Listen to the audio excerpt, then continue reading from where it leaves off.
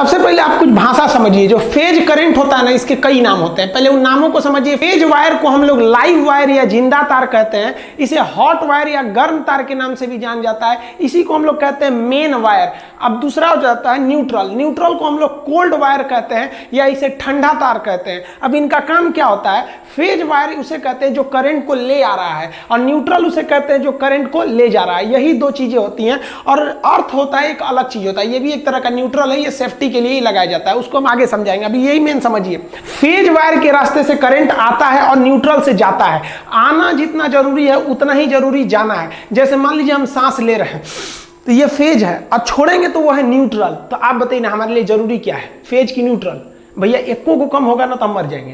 कि ऐसे थोड़ी होगा खाली फेजे पे रह जाएंगे, खाली इसे छोड़ते रहेंगे न्यूट्रल पे हो जाएंगे। तो फेज और न्यूट्रल दोनों जरूरी है। जैसे एक चोर जाता है चोरी करने के लिए, तो घुसले रह जाएगा अंदर तो सुबेरे पिटाएगा वो। मान लीजिए बिना घुसले निकल गया तो फिर फायदा क्या हुआ, उसको चोरी किए।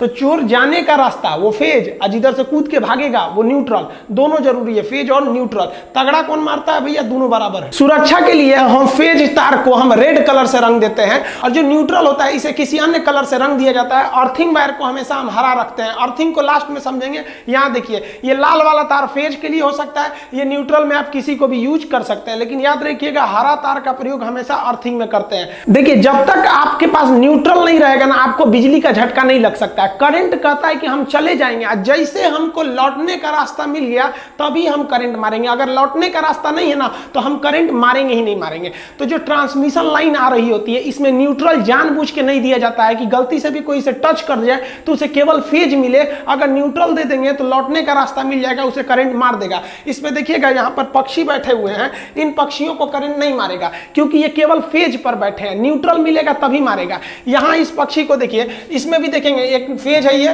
3 ठो फेज हो गया, और एक हम ब्लैक कलर से कर देते हैं, और ये वाला हो जाएगा आपका न्यूट्रल। इस तीनों में से एक जो होता है, 4 में से एक जो होता है वो न्यूट्रल होता है। अब जैसे ये देखिए, ये पक्षी फेज पे बैठा है, ये भी फेज पे, ये भी फेज पे।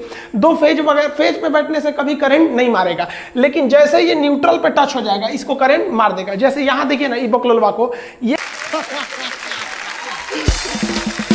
क्या किया है, अपने पंजा से इसको पकड़े हुए है और ठोड़ से, चोंच से इसको पकड़ लिया है। लेकिन मान लिया कि एक ठो ये वाला क्या है, फेज है, और दूसरा ये नीचे वाला न्यूट्रल है। तो यहां से इसके ठोड़ से तो करंट घुस जाएगा, और करंट जैसे पैर के पास आएगा उसको समझ गया कि अरे भैया जाने का रास्ता मिल गया, न्यूट्रल मिल गया, मार इसको, झनाक से उड़ जाएगा।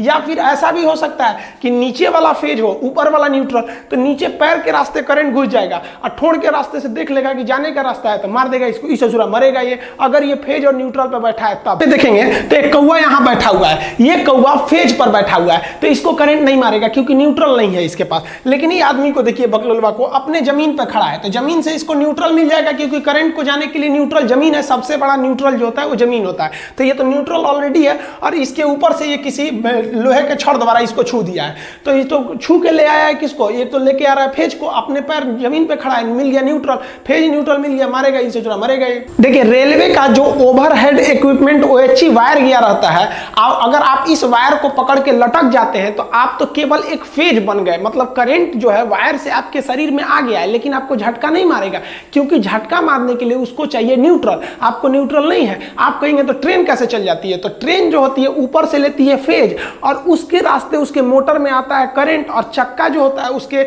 इस रेल पटरी पे रहता है, और जगह जगह से रेल पटरी को जमीन से जोड़ा गया रहता है वायर द्वारा, तो पटरी से मिल जाता है न्यूट्रल और ट्रेन चल जाती है।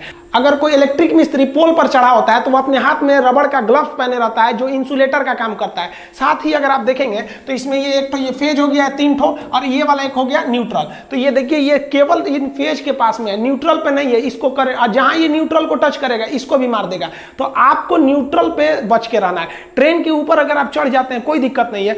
ट्रेन के ऊपर चढ़ के अगर OHE को पकड़ लिए तब तो मारेगा ही आपको, क्योंकि ट्रेन जो है वो जमीन से टच में, आपको मिला है न्यूट्रल और ऊपर से ले लिए फेज, आपको उड़ा देगा, उड़ जाएंगे आप तुरंत। लेकिन अगर आप लटक के झुलवा झूल रहे हैं तो कोई दिक्कत नहीं है, आप झुलवा झूलिए, किसी पे इस पे झूलिए, लेकिन याद रखिए झूला झूलते समय ना अगर आप न्यूट्रल पे टच हुए ना तो झुला देगा अच्छा से।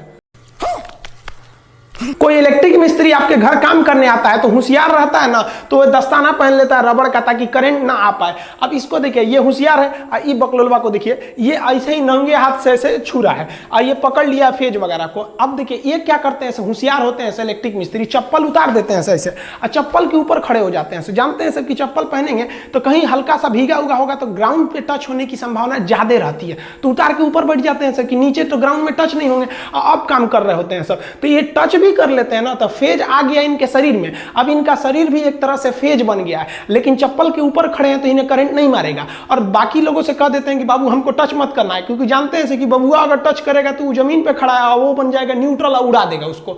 तो अगर आप उसको टच कर लेते हैं तो वो तो था फेज। आप जैसे इसको टच किए हैं, आपका पैर जमीन पे है और अगर जमीन के संपर्क में आ गया, नंगे पर हैं आप या फिर भीगा हुआ है, तो फिर मार देगा, वो हो जाएगा जाने का रास्ता न्यूट्रल। अब जमीन हो गया न्यूट्रल और तार हो गया आपका फेज, और आप मिस्त्री और वो दोनों लोग क्या हो गए, बॉडी बन गए लोग, आप लोग को उड़ा देगा। तो ये मिस्त्री जो है, ये देखिए, ये होशियार भी है, स्मार्ट भी है, ई ससुरा करमफोर है।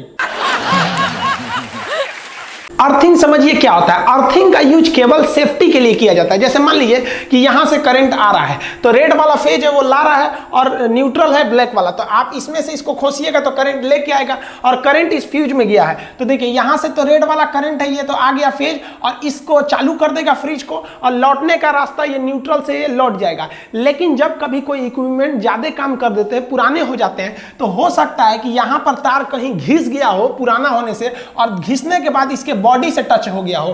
अगर इसके बॉडी से टच हो गया है तो देखिए ये आ रहा है तो फेज, और लौटने के लिए न्यूट्रल भी है, लेकिन कुछ यहां लीकेज करंट भी है सर। लीकेज करंट होने की वजह से ये जो फ्रिज है ये एक तरह का आपका फेज बन गया है। अभी देखिए ससुरी जा रही है खोलने के लिए, जैसे खोलेगी तो ये जो है इसके पे क्या चलाएगा, करंट आ जाएगा, आई उधी आ जाएगी। इसका जमीन पे पैर टच है, जूता पहनी है, ये उतार देते हैं जूता, इसका जूता उतार दिए। अब देखिए ये नीचे है, इसका तो संपर्क हो गया नीचे से, अब यहां से जो करंट आया था वो न्यूट्रल में तो चला गया, लेकिन लीकेज करंट जो था इस फ्रिज के रास्ते से इस ससुरी की बॉडी में चला आया, और इसका पैर नीचे था, इसलिए इसको जाने का भी रास्ता मिल गया, इसको मारेगा, ये उधिया जाएगी। तो